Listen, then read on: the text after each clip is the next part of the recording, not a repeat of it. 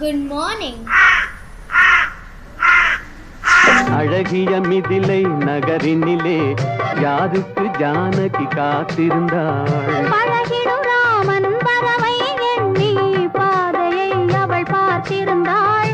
பாதையை அவள் பார்த்திருந்தாள்.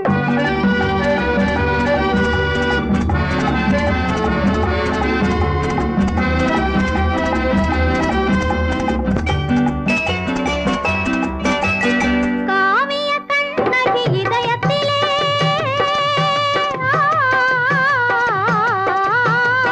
காவிய கண்ணகி இதயத்திலே கனிந்தவர் யார் இளம் பருவத்திலே.